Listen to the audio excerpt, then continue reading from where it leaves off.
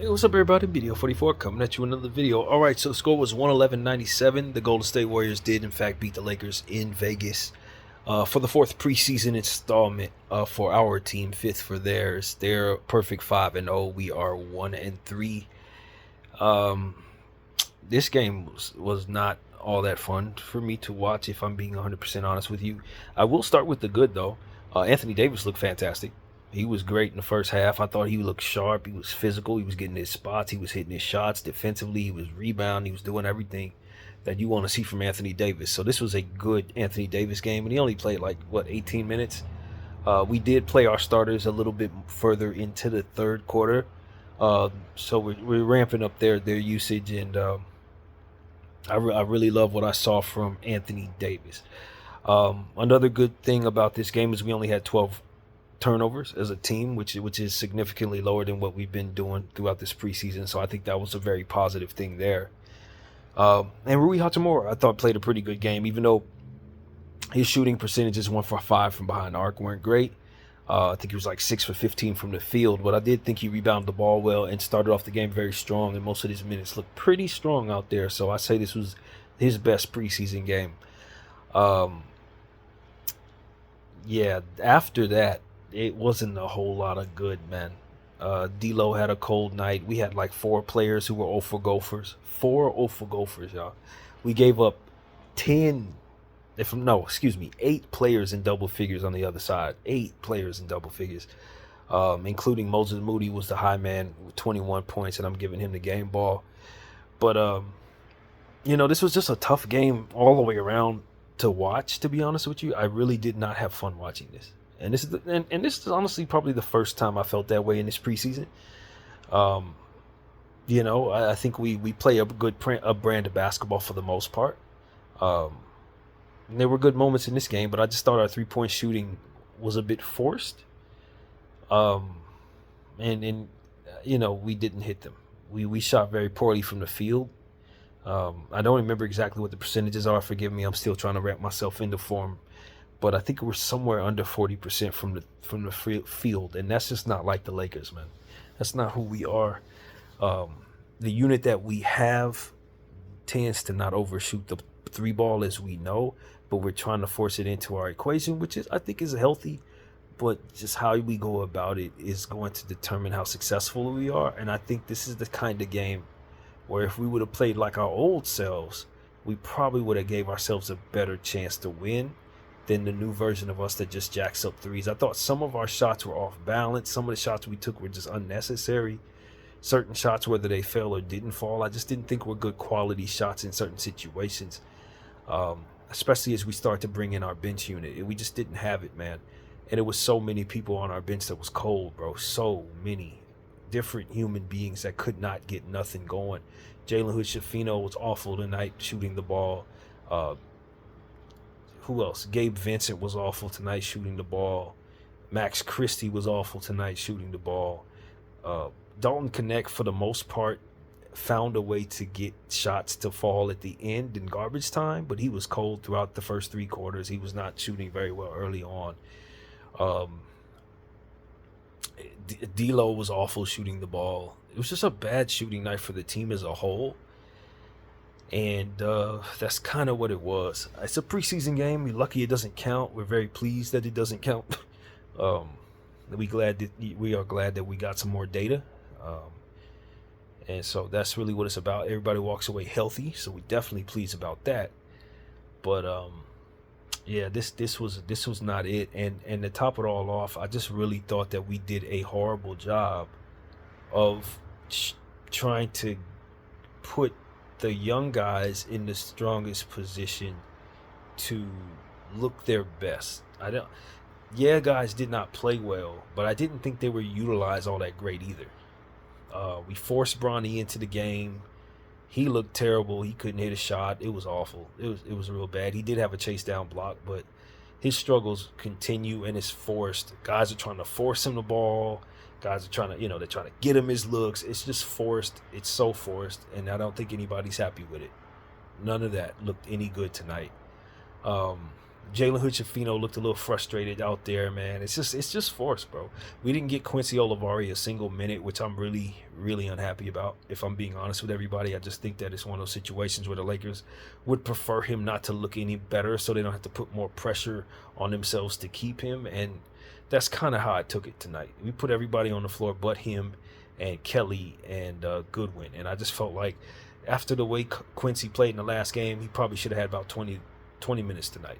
Like, he should have been one of the first people off the bench, and he would have outplayed most of those people that we put on that floor. But, you know, we politics first, man. That's how we do it here in LA. So if you're going to put pressure on us to kind of just go with you just because you're playing well, hell no. Who you connected with? Who you know? You know what I'm saying? That's literally how the Lakers are operating right now, and this is what it looks like when that happens. You get blown out. You really ain't going to win playing politic ball, I'm telling you. Jeannie, this is what I want you to promise me. I know we're in the LeBron James era, and we're going to see it through. But after this era is over, please don't get us involved in any more politics. I don't care if it means we don't get a superstar. I don't want to deal with this type of crap no more. If a guy's out playing other people, that's who I want to see on the floor. And I'm just being honest with you. I don't give a damn about none of this elitist crap. I really don't. I just want to put that out there as a fan of 30 years of the Los Angeles Lakers. Never have I felt more bound by circumstances that don't have anything to do with who's better and who's not.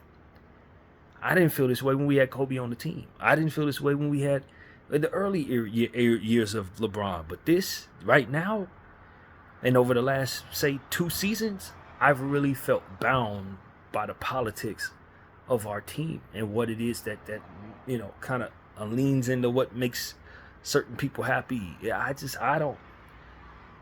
If that aligns with who's best being on the floor and playing well, and everybody getting opportunities that they earn, then it's great.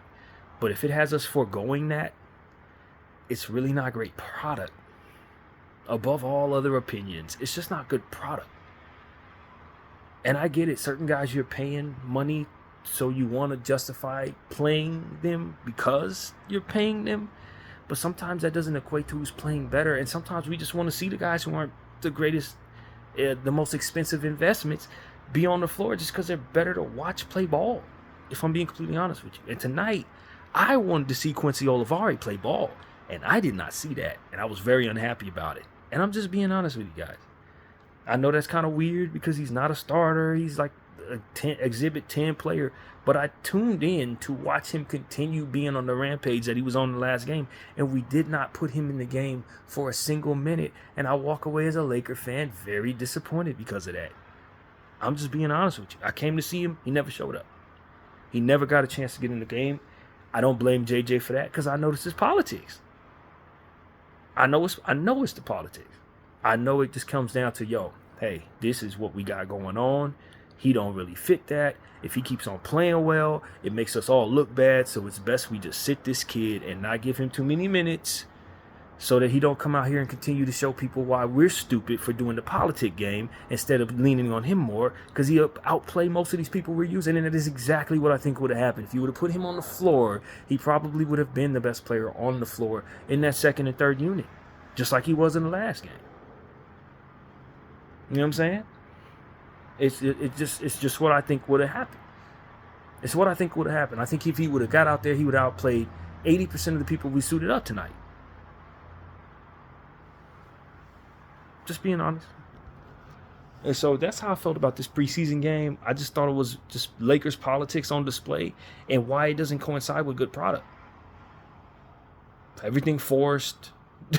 half of the bench unit was forcing things to Bronny James, or, you know, Cam Reddish checked in before. I mean, it's just, what are we doing? If this is what it's all about, it's not going to equate to us winning that much, man. We can't do this. We can't keep running mediocre stuff and leaving opportunities to develop our players, you know, by the wayside. I don't like it.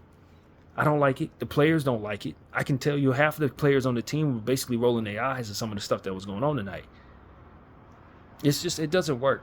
Y'all can do politics in the other areas of business, but when it comes to sports, the product itself really suffers when y'all do this, man. The best players, the most, the players who are surging, the guys who are ready to outwork other people, the guy, that's who needs to be on the floor, no matter what. Or the product suffers.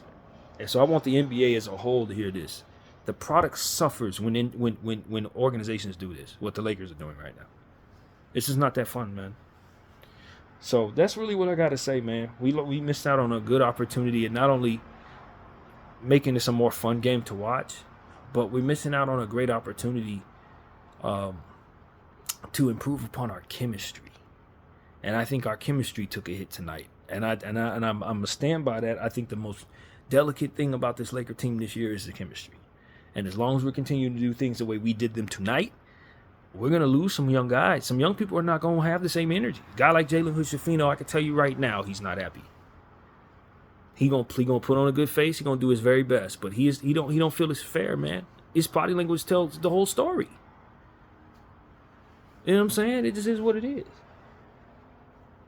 I like Bronny a lot, man, but there's no reason for him to be checking in the game before Quincy. There's no reason for him to be checking in, having most of Jalen Hood-Schifino's minutes next to him. It's not right. Checking in before Max Lewis when Max Lewis is surging right now. Cam Reddish shouldn't be checking in before any of these people. Like, let's just be honest, fam. So that's kind of what I walk away. I don't really have a whole lot of commentary for this particular game. I thought the Golden State Warriors just outplayed the Laker team because they were putting their best stuff on the floor and they were playing well. For the most part. Moses Moody looks like he's ready to break out. He needs to be starting somewhere. If the Golden State Warriors aren't going to be the team that he can get that starting position, I don't know if he's going to be there much longer, because that dude is ready to show people that he's a lot better than anything that we've seen from him thus far. And in this preseason, he's averaging like 20-something points. So if the Golden State Warriors don't identify that they have a player that's literally ready to be somebody else, I don't know what to tell them. Because Moses Moody is not your role player. He's a starting shooting guard. And when this is all said and done, he's probably the most talented shooting guard on the team right now. I'm just being honest. So that's one thing that this game has been telling me, and the whole preseason has been telling me this. Moses Moody ain't what they think he is. And if he gets in the right situation, he might be an all-star. That's the truth. Steph Curry's amazing. A lot of fun watching him tonight. I don't know why D'Lo decided to poke the bear and hit a three in his face and shimmy after that when you knew damn well what he can do. You used to play with this dude. You know damn well you can't do that with him. So D'Lo, especially on a cold night, when you cold, you gonna taunt Steph Curry? Maybe not. You know what I'm saying? Maybe not. I thought it was fun though. I had a lot of fun with it, but I just some bears you definitely do not poke, and he's one of them. You don't do that. So yeah, man.